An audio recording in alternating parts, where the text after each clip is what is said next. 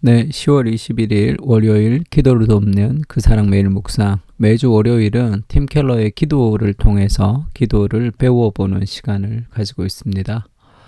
우리가 계속 이렇게 기도하라 해서 찬양과 감사와 찬양이 먼저다.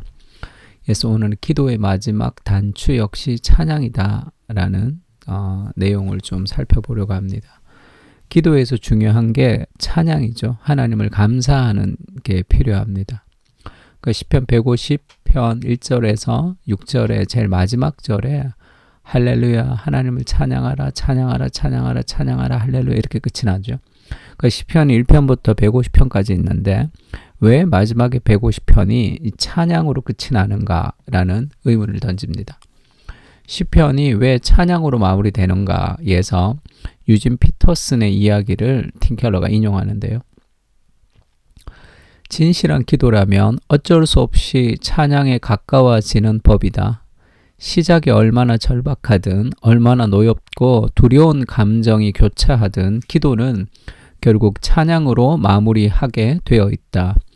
처지가 얼마나 고단하든 의심이 얼마나 깊든 얼마나 화가 났든 얼마나 오랫동안 도대체 언제라는 질문을 던져왔든 기도는 결국 찬양으로 귀결된다는 뜻이다. 서두르지 말라. 어떤 기도는 146편에서 150편에 기록된 할렐루야에 이르기까지 몇 년, 심지어 수십 년이 걸리기도 한다. 그러나 결국 찬양으로 귀결되고 마침내 거기에 이르게 된다. 그러니까 시편 150편까지 수많은 갈등과 아픔과 슬픔과 그런 내용들이 있죠. 근데 마지막에 시편의 150편에는 찬양으로 끝이 난다는 것이 우리 인생과 비슷하다는 거예요. 그것은 우리가 어떻든 우리의 기도의 시작이 어떠했던 우리의 기도의 마지막은 할렐루야로 끝이 나게 된다는 거예요. 하나님이 가장 영광스럽게 우리의 인생을 아름답게 해주실 것이다. 근데 지금 좀 힘들 때가 있죠. 110편 정도 온 거예요. 또 힘들면 우리 120편 정도 아직 끝나지 않았어요. 10편 150편에 이를 때는 반드시 영광스러운 승리로 그렇게 찬양으로 끝이 나게 될 거예요. 하나님이 우리를 통해서 반드시 영광을 받으실 겁니다. 우리의 인생을 통해서도 마찬가지고 지금 힘들어도 결국 기도는 찬양으로 귀결될 수밖에 없는 하나님의 역사 안에서 이루어질 수 있다는 그것을 신뢰할 필요가 있는 거죠. 늘 얘기하죠. 인생은 그리스도 안에서 해피엔딩이에요. 지금 해피하지 않다면 아직 엔딩 되지 않, 끝나지 않은 겁니다. 아직 끝나지 않은 거예요. 9회 말 투아웃에 홈런 쳐서 승리할 수 있는 거잖아요. 지금 6회 2회에 좀 힘들 뿐입니다. 그래서 결국 이 시편이 우리에게 가르쳐주는 얘기는 우리의 기도는 결국은 찬양으로 끝이 나게 된다는 영광스러운 소망을 붙들고 오늘을 살아가라는 거예요. 그래서 우리가 찬양할 수 있습니다. 하나님을. 그래서 C.S. 루이스는 또 이렇게 얘기해요. 하나님을 향한 찬양의 결핍은 현실 감각의 상실을 의미한다는 거예요. 그럼 찬양한다는 것이 현실 감각을 그대로 반영한다는 거죠. 왜냐하면 이 땅 가운데는 하나님의 아름다움이 가득 차 있거든요. 그것을 볼 때 우리가 하나님을 찬양할 수밖에 없다. 우리가 지난번에도 봤듯이 C.S. 루이스가 시편에서 하나님이 스스로 자기를 찬양하라 하는 것이 좀 이상했는데 결국은 정말로 아름다운 자연과 그림을 보고 아름답다라고 얘기하는 게 정상이잖아요. 하나님을 보고 찬양하지 않는 것이 비정상이라는 거예요. 그랜드 캐년 같은 정말로 아름다운 경치를 보면서 와 라는 감탄을 하지 않으면 그 사람이 정서적으로도 문제가 있는 거겠죠. 그래서 찬양의 결핍은 결국 현실 감각의 상실, 하나님이 없는 세상을 바라보기 때문에 그렇습니다. 하나님이 함께 하시는 세상을 볼 때 우리가 더 생생하게 볼 수 있는 거죠. 찬양이야말로 현실 세계에 뛰어들어 더 온전히 주님을 누리게 한다고 말하죠. 더 온전하게 찬양할수록 즐거움도 더 커지고 대상을 더 소중히 여길수록 기쁨 또한 한층 강렬해질 것이다.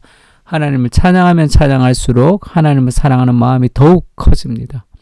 우리가 그 대상을 소중히 여기면 소중히 여길수록 더 깊어지듯이 그러니까 하나님에 대한 찬양은 더 생생한 하나님에 대한 은혜를 가지고 올 수 있는 거죠.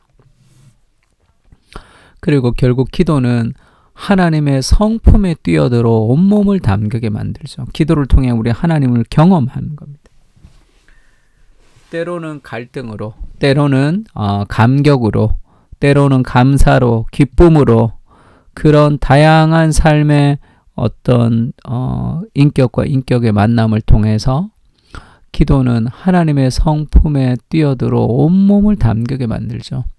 주님의 사랑은 그동안 경험했던 거절과 실망을 덮고도 남을 만큼 생생해집니다. 문제에 대처할 힘이 생기고 다시 고개를 쳐들 수 있게 된다. 이 멋있는 표현인데, 다시 고개를 쳐들 수 있게 된다. 이게 신약의 성경에서 시편에서 많이 나오는 말들 중에 하나님은 나의 힘이시요 나의 머리를 드시는 분이시다, 이런 표현이 있죠. 하나님이 내 머리를 들어주신다는 거예요. 쉽게 얘기하면 나의 절망, 나의 실망, 나의 죄로 인해서 고개를 떨굴 수밖에 없는 나의 삶의 현실에서 내가 스스로 내 목을 올려서 고개를 쳐들 수 없을 만큼 내 삶의 연약함과 부끄러움 가운데 있을 때 여호와가 나의 머리를 들어주시는 분이시죠. 괜찮다. 일어나라. 할 수 있다. 내가 너와 함께한다. 그 시편이 우리에게 주는 힘이죠. 그래서 기도하면서 문제에 대처할 힘이 생기고 다시 고개를 쳐들 수 있게 됩니다. 이보다 더 실제적이고 현실적인 일이 어디 있겠습니까? 기도를 통해서 하나님을 경험할 때 우리는 여러 가지 생각과 삶이 바뀌는 것을 볼 수 있습니다. 그러니까 은혜를 받는 것, 말씀을 깨닫는 것, 그것이 기도를 통해서 우리 안으로 들어와야 돼. 내 안에 하나가 되는 겁니다.